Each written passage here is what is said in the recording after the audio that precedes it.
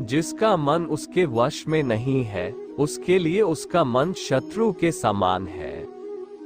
वो मूर्ख है जो प्रेम को बकवास कहते हैं। प्रेम इस दुनिया की जड़ है, जिससे दुनिया बनी है। अपनी इच्छा की शक्ति से अपने आप को नया आकार दे। अपने आप को कभी भी स्व इच्छा से नीचा न होने दें। बुद्धिमान अपनी चेतना को एकीकृत करते हैं और कर्म के फल के प्रति आसक्ति को त्याग देते हैं। मनुष्य अपने विश्वास से निर्मित होता है। जैसा वो विश्वास करता है वैसा वो बन जाता है। कर्म का वास्तविक लक्ष्य आत्मा का ज्ञान है। हम जो कुछ भी है वो हमने जो सोचा है उसका परिणाम है। हम अपने विचारों से बने हैं। हम अपने विचारों से ढाले जाते हैं। ऐसा कोई समय नहीं था जब मैं नहीं था। जिस प्रकार इस शरीर में रहने वाला बचपन, युवावस्था और वृद्धावस्था से गुजरता है, उसी प्रकार मृत्यु के समय वह केवल दूसरे प्रकार के शरीर में प्रवेश करता है। बुद्धिमान इसके बहकावे में नहीं आते। नपुंसक लोग सोचते हैं कि ज्ञान और क्रिया अलग अलग है, लेकिन बुद्धिमान उन्हें एक ही मानते हैं। आप न ही इनमें से कोई राजा, न ही कोई भविष्य है जिसमें हम नहीं रहेंगे। न ये शरीर तुम्हारा है और न तुम इस शरीर के। ये शरीर तो अग्नि, जल, वायु, पृथ्वी, आकाश से बना है और इसी में मिल जाएगा।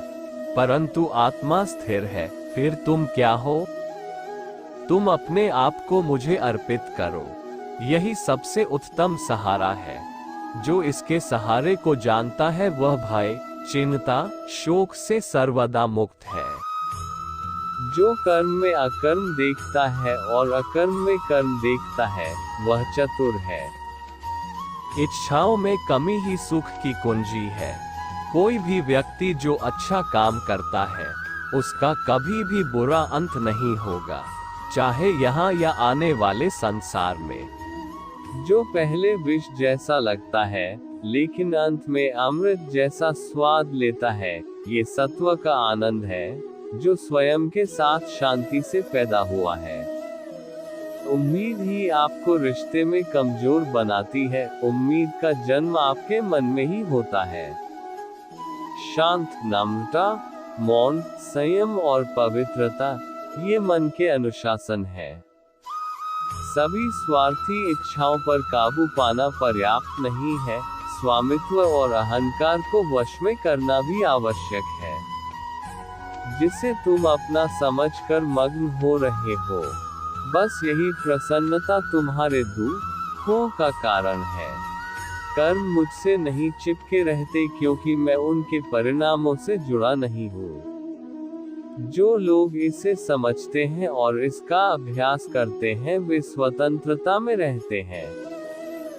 जो मनुष्य प्रकृति के गुणों से अनासक्त है और जो पूरी तरह से दिव्य ज्ञान में स्थित है, उसका कार्य पूरी तरह से परात्परता में विलीन हो जाता है। अभी निराश मत हो, क्योंकि तेरा वक्त कमजोर हो सकता है, तू नहीं। भले ही दुर्बलता ईश्वर द्वारा दी जाती है, लेकिन गरिमा मनुष्य के मन को स्वयं निर्मित करती है। भले ही दुर्बलता ईश्वर द्वारा दी जाती है, लेकिन गरिमा मनुष्य के मन को स्वयं निर्मित करती है। अंत में सभी आत्माओं को परमात्मा में मिल ही जाना है। यही तो आत्मा का अंतिम लक्ष्य है। धन्यवाद।